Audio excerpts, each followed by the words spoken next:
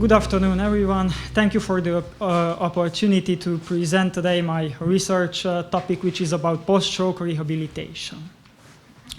My name is László Kovács. I'm a medical doctor and a first-year PhD student here at the CTM at the Pediatric Center. My supervisor is Miklós Garami, and my SMS is Mark Hernátfői. My statisticians are Gergely Agócs and Boglárka Szentes. Our vision is a future where lost brain functions after stroke can be restored. And our mission to realize this is, first of all, we have two questions, and to give the best possible answer to that questions, collecting and synthesizing all the available evidence on it.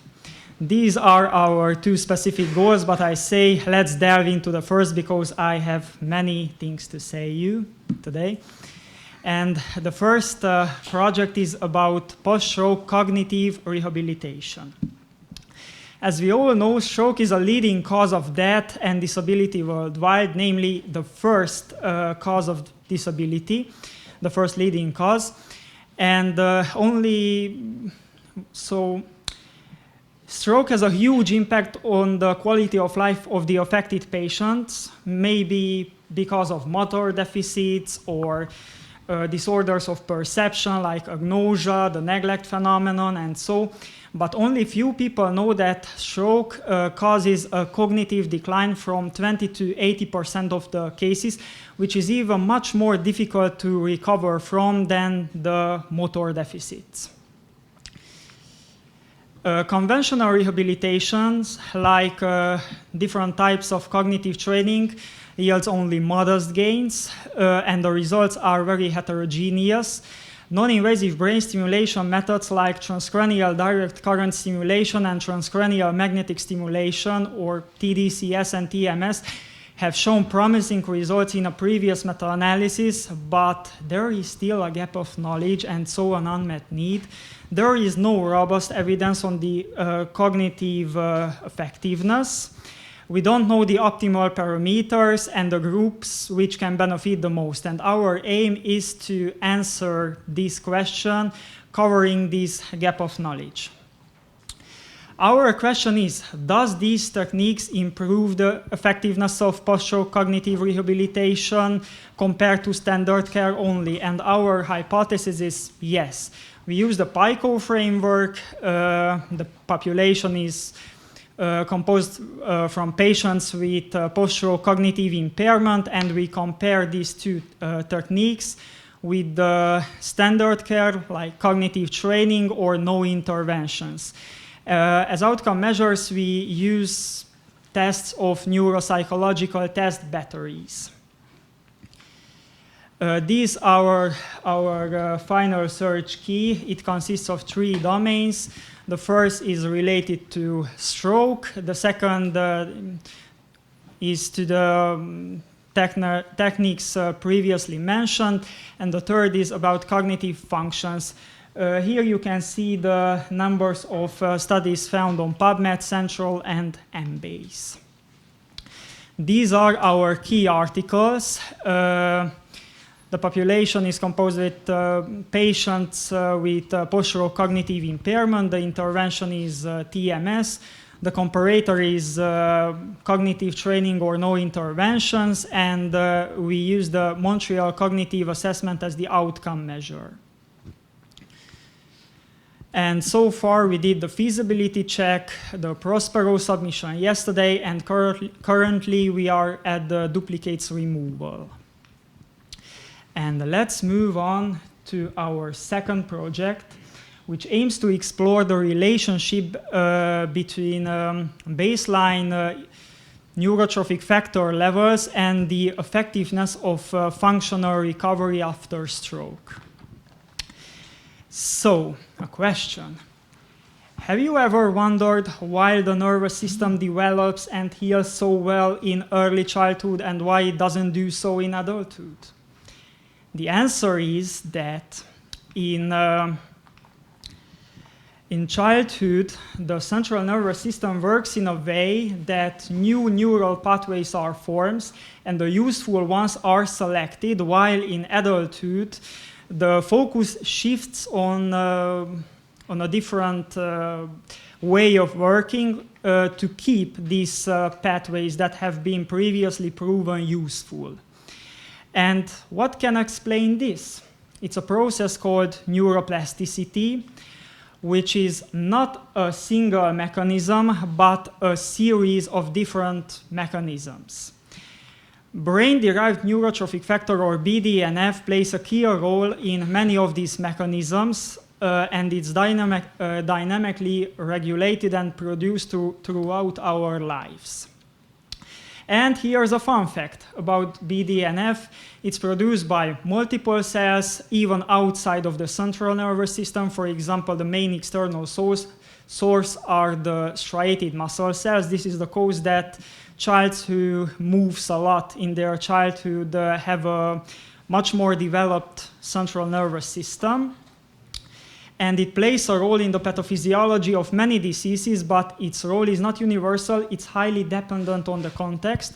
For example, in PTSD and autism, its level is high, or in Parkinson's disease, there is a lack of BDNF and other neurotrophic factors, and this is always a causative factor. And our aim is to determine the association between BDNF and other neurotrophic factor levels and the effectiveness of post-stroke functional recovery.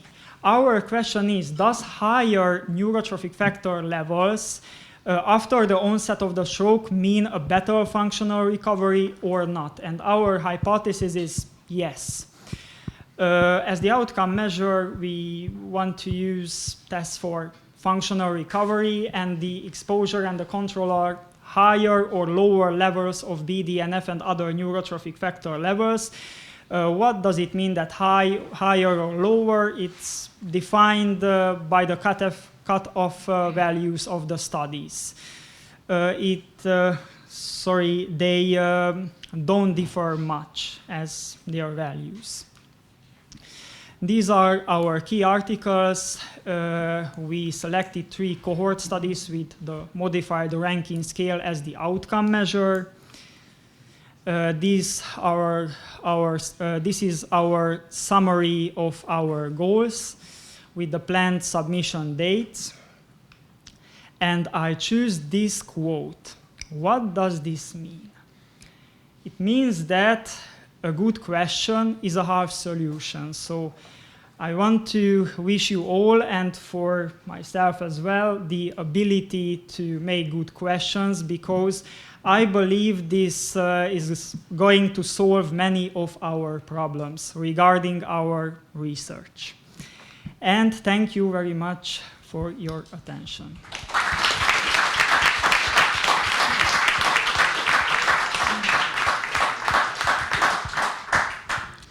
Thank you very much for your presentation. I have a question. What are the current clinical applications for these techniques, and from where do they come from?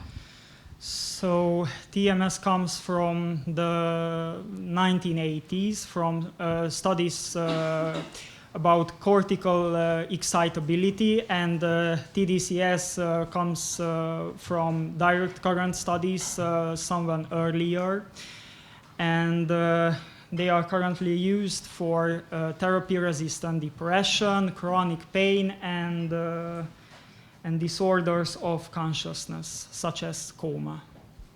Okay, thank you. Congratulations on your presentation and your Prospero registration. Regarding your first project, which brain regions are stimulated during the therapies that you've mentioned? For cognitive and mood modulation, the main target is the dorsolateral prefrontal cortex. And the selection of the target is dependent on our clinical goals. Okay, thank you. Okay, so congratulations on your presentation. I would like to have a question also about your first topic. What are the current research directions in this topic? What do you think? There are many research directions regarding these techniques.